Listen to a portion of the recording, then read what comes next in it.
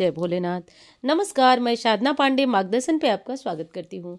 दोस्तों, मैं बात करने वाली हूँ मकर संक्रांति 2024 की महत्वपूर्ण नियमों के बारे में, जिसमें कि स्नान का महत्वपूर्ण नियम आज जानेंगे।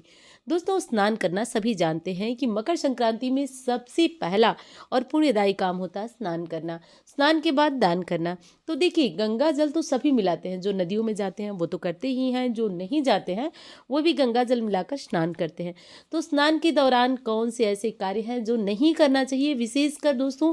और ये हाँ, मैं ऐसे कोई कही सुनी बात नहीं बता रही हूँ, ये अग्नि पुराण के अनुसार है कि जब भी संक्रांतियाँ आती हैं, उस संक्रांति में या सूर्य ग्रहण चंद्र ग्रहण के बाद जब भी स्नान करें तो ये काम न करें, इससे व्यक्ति पर दोष लगता है। तो चलिए दोस्तों, अब एक एक करके सभी महत्वपूर्ण जानकारियाँ प्राप्त कर लेते हैं।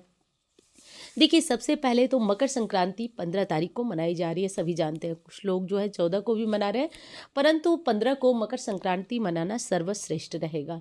मकर संक्रांति का स्नान जो है सुबह सवेरे ब्रह्म मुहूर्त से प्रारंभ हो जाता है। 4 बजे से आप जो है नदियों में भी स्नान कर सकते हैं और घर पे भी स्नान कर सकते हैं। तो स्नान से पहले कुछ जरूरी काम होते हैं जिनको कर लेना जरूरी होता है।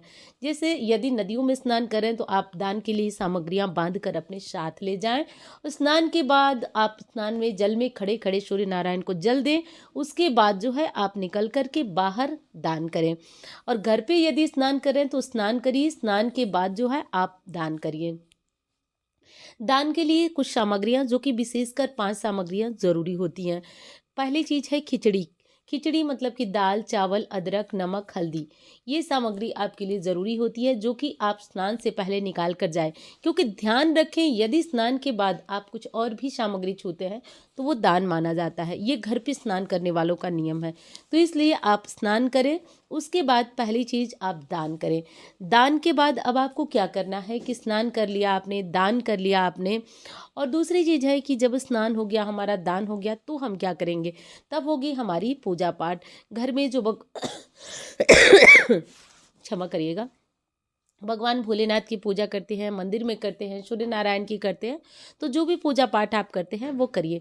आज का स्नान जो होता है वो दोस्तों दिव्य होता है, कष्टों को मिटाने वाला होता है। तो क्या करना है हमें, तो हमें करना है ये कि स्नान करते समय कभी भी साबुन और शैम्पू नहीं लगाना चाहिए।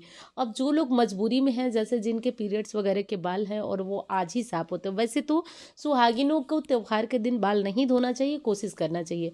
परंतु किसी कारण से यदि ऐसा है कि नहीं, आज आपको बाल धुलना ज़रूरी है, तो आप धुल सकती हैं।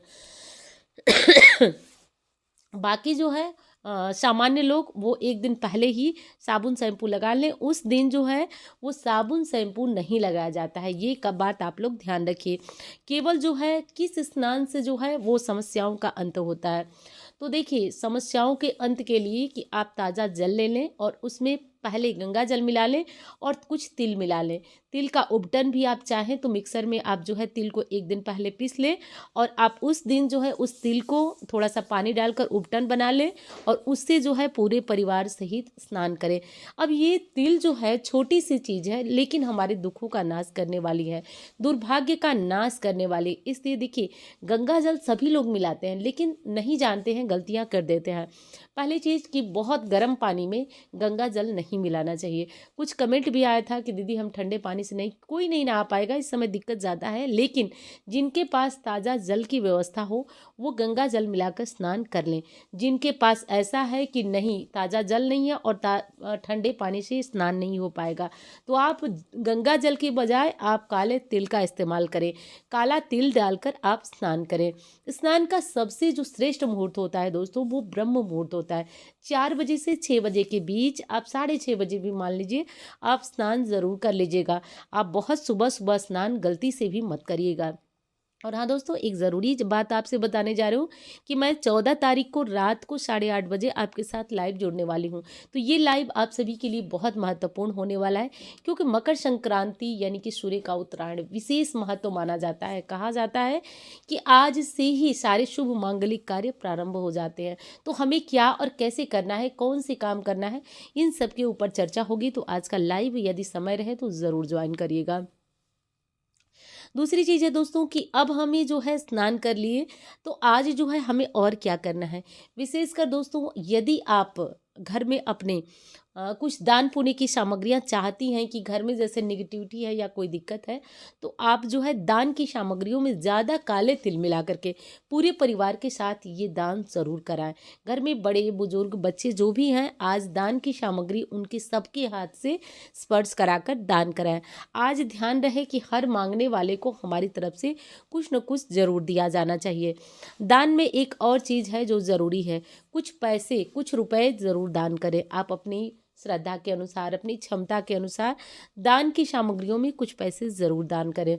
आज सूर्य नारायण को जल सभी के लिए अनिवार्य है, तो सूर्य को जल जो है आप चाहे दिखें चाहे न दिखें जरूर अर्पित करिए। ये सारे महत्वपूर्ण कार्य जो हैं वो हमें ध्यान जरूर रखना है। अब दोस्तों जान लेते हैं कि 15 जनवरी को पुण्यकाल का समय कौन सा है।